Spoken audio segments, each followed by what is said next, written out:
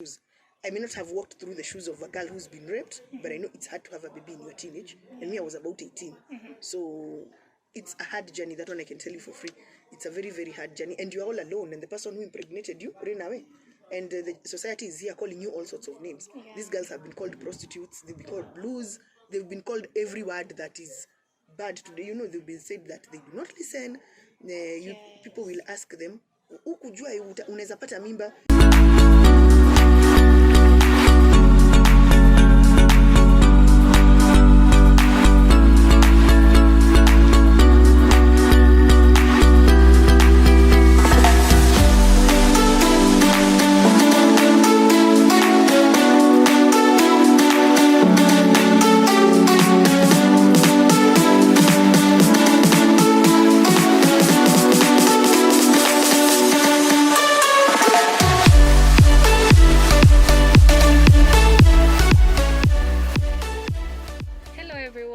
My name is Diana Mothoni. We're here with the DECA team at Serene Haven. Now I'm joined with a very beautiful and courageous woman. I'll let her introduce herself. Hi everyone, my name is Elizabeth Wanjiro Muriuki and I am the founding director of Serene Haven Rescue Center. Serene Haven is located in Nyeri County in Kieni West Sub-County. So what is this Serene Haven? What is it about? At Serene Haven, we run a rescue center for teenage mothers. We also have an education program for teenage moms. So inside the rescue center, we have classes for Form 1, Form 2 up to Form 4. And we also rescue teenage mothers who are in primary school, but we've partnered with a nearby primary school. That's where they go to school and leave their babies in the rescue center, where we run a daycare and we have some mothers who take care of the babies as the girls go to class. Okay. Yeah. Now, I'd like to ask you about Serene Rescue Center. Is there any specific hidden meaning or something that drove you to that name? I just thought that these girls have been through a lot. You know, being a teenage mother is not easy. Yes. Nobody prepares you that you will be a mother in your teens. Yeah. Some are as young as 13, 12, you know, very young girls, very young children. So they're also growing up. They are babies, basically, who are having other babies. So I just knew that out there they are going through hell. There is the rejection, the stigma, the judgment, you know, all those things that they are told. And some of these girls have gone through hell because it's rape. And now here she's expected to carry a pregnancy to term and, you know, love this baby amidst all the stigma. So I thought, let's just get a place where there is a lot of serenity and peace, where she will just come in and feel that she's appreciated and she's loved. If not for anything else, let her just come here and find the peace. That's the name, Serene Haven. Yeah, and it's very personal to me because I was a teenage mother. So I have gone firsthand through this. So I know what these girls are going through. I have walked in their shoes. I may not have walked through the shoes of a girl who's been raped, but I know it's hard to have a baby in your teenage. And me, I was about 18. So it's a hard journey. That one I can tell you for free. It's a very, very hard journey. And you're all alone. And the person who impregnated you ran away. And the society is here calling you all sorts of names. Yeah. These girls have been called prostitutes. They've been called blues. They've been called every word that is bad today. You know, they've been said that they do not listen. People will ask them, ukujua unaweza pata mimba. You know, it's like it's something they chose to. But for most of them, this was not a choice. It was just a mistake that they made. So for me, because I have gone through that, I have been called all those things that teenage mothers are called. I know how hard it is. And for me, I had a lot of support by my parents, by my extended family. So I wouldn't really say that I was rejected. But the society is very, very judgmental. So when I meet a girl who's been rejected and everybody is just looking at her and calling her everything that they can be able to call her, my heart is really touched by that. And yeah, that's the whole, we started this place. Okay. Yeah. So up to date, since you started, how old is your oldest in the institution and how young is your youngest? We started in January 2020. That was the rescue center. The school we started January 2021. And our oldest mother is 19. Our youngest mother is 12. Our oldest baby is 2 years. Our youngest baby is around 3 weeks. Yeah. Okay, now I can imagine it's not easy to handle all the daily needs of the young mothers plus the children. So how do you get your support and how do you get to meet all of those? Okay, when we started the rescue center, it was really hard because we started in January, then March, COVID came. Yeah. So being a very new organization, and most donors love numbers. Yes, They, sure. they want to see you have so many girls you supported. They want to hear the history. I don't know, they want your audited accounts for 3 years and you are barely 6 months old. So I can say last year was a very, very hard year for me because when I started, I had sort of to drain all my savings and then I couldn't rescue as many girls as I wanted. So last year I only reached about 10, 12 girls. But now when the year came to a close and then the government announced that schools are going to be opened, I started wondering what will now these young mothers do with their babies. They are attached to the babies. I can look at them and see mental health wise they are not very well to go and start now. They are also afraid to go back to the normal schools. They are feeling they will still be judged. And then I started feeling maybe other parents out there who have now their daughters who are pregnant are also not prepared for these girls to go back to school. And also there is this small baby. This baby needs to breastfeed exclusively until 6 months. So what will happen to this baby? And also I thought we also need to do something to generate income for this program to make it a bit sustainable. Maybe even if not that much, at least we are getting something. So we started now the education program. And we incorporate even girls who have guardians, who have parents, not necessarily that the parents have rejected them, but the parents do not know what to do with this small child. Most of the Kenyan population, wale wa vibarua, they are going and maybe earning 300 shillings a day. So this parent cannot employ a house girl. But this girl, the pregnant mother was going to school previously, and they were paying some school fees. Yes. So what they do, when they bring the girls here, there are some parents we have who pay school fees. Also, we have a program called Adopt a Girl, where you may find a girl here. Now, those ones whom we've rescued, and you can adopt a girl, and you pay her school fees, you buy her diapers, and you take up her whole responsibility. If you're not able to pay the whole fees, you can pay half of it. Any amount of money that we agree on, or you can just say, me, I'll be supporting this school with this. So for me, it's been mostly the support from the few girls who are from their homes, and a few Kenyans who've come on board and adopted girls. Yeah, I have somebody who has adopted about 3 girls just one person adopted 3 girls. Another one girl. Another one says the school fees I cannot pay the whole of it, but I can pay half. Yeah, like that.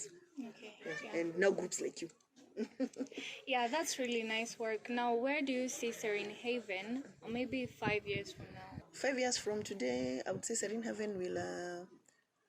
I want to have reached over 500 girls, and at the rate that we are moving on, I know I will have done that, because since we started in January last year, I was doing our paperwork the other day. I realized we've rescued over 103 girls. Wow. Some have come.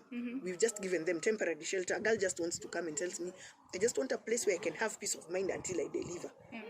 After I have delivered, I'll go back home and I know I can convince my parents to continue staying with me. Yeah. Some parents will come, mostly women, they'll come and tell me, just let this girl stay here until I've sorted this issue with her father, because the father does not want to see her. Yes. So there are different cases. I forgot to say we give temporary shelter. Some girls will just come temporary 3 months, 4 months, 6 months. So we were doing our maths and so it's been 103 girls. So I know in the next 5 years we've gotten over 500 girls. And for me that's a big deal because we'll have given them hope. I would also love to have a kindergarten. As you have seen, we have like a 2-year-old baby who is talking. Yes. It's a boy who needs to go to school. So in the next 5 years, I hope we'll have started a kindergarten. Actually, that could be a short-term dream, not very long-term. Yeah. Because our babies are growing and their mothers are very young. So there are some mothers who are going to be with us for a long, long, long time. That one I know. Like our 13-year-olds, 14, those ones will be with us for some time. And their babies will be big. So we are hoping to start somewhere where the babies can go to school. And I'm hoping I'll have started another rescue center somewhere in another county. Yeah. That is really nice work. And right about now, I'm joined by one of the girls. And due to various reasons, I'm going to call her Agnes. Now, Agnes will join us and tell us maybe an overview of her life and how she found out about this place. Yeah, Agnes, will you take the floor? Okay. So how I found out about the place was through the internet. They have a website, Serene. So yeah, I browsed and looked through, and for me it's not that, yeah, my auntie is so supportive, that's my guardian, but my mom on the other hand was a little bit confused. So what happened is that my auntie was really, as in, she really wanted to support me. So the option was I come here, I deliver, and yeah, finish school, because yeah, I'm in Form 4. So the main aim is deliver, have peace of mind, because also they have to convince the other family members. But yeah, I'm expectant and I need support. So mostly the main reason why I came to Serene is, yeah, get that emotional support and deliver my baby and also finish my school. Yeah, and from there, maybe now get, I'll just know what's next after school, because I'll have, of course, my grades will determine where I'll go. Yeah. Okay. For now, like the way the situation is, my mom wants to support me again. I think she's out of the trauma of being confused, and also she's, maybe with time, it will take time, but she's going to come through and also support me. So I'd say I'm not really like abandoned, because the guardian is there through thick and thin. She's with me. So yeah. Yeah, thank you so much for sharing. Now, I'd like to ask you how old you are, and after you finish Form 4, what do you want to do? I'm 19. What I want to do is I want to be a journalist after, yeah, in the future. That's the main career. And also, like for my side hustles, I love cooking. So maybe do catering as a short course. Yeah. Oh, that's really good. Now, how do you find the place in general? Serene, I'll say it's a heaven. It's a heaven. Since I came here, I've had that peace of mind. Okay. Nobody's judging you. There is a counselor who will talk to. You approach her and yeah, we share a lot. You also share in with the girls and know what others are facing out there. And for me, sharing with the other girls feels like my problem is not even that huge, but theirs is more. So it gives me courage and strength to even move on and still continue and not give up. And also I'll thank Madam Liz for starting the organization. I really appreciate her. I also have a dream of having my own children's home. So it's also motivation when we also interact with her. She'll tell you how she got to, yeah, to have Serene Haven as a center. And it's a good thing, it's a blessing. Rescuing girls, it's true out there. Like for me, the stigma was, what will my friends say? The few friends I told, they were like, oh, you're pregnant, so who is the father to your child and all. But you see, when you have support, like when I told my guardian, she was so supportive. She was like, if you're ready to tell us about the father of the child, it's fine, it's your choice. So me I'm finding the place so calm, and I'm peaceful being here. I don't have stress of anything. I'm not thinking of anything else. I'm just thinking of how I'll deliver well and finish my school. Okay, thank you so much. I'd like to appreciate these two ladies right here who have joined me. Liz is doing an amazing job, and we really commend these people who do even a little thing to change this world. And we really like to support those who want to try and those who have turned a leaf over like whatever they've done, right? And we'd like to say thank you from us, Deca, and we'd like to leave you with all the peace and all the love that we've come with. And we've had an amazing day.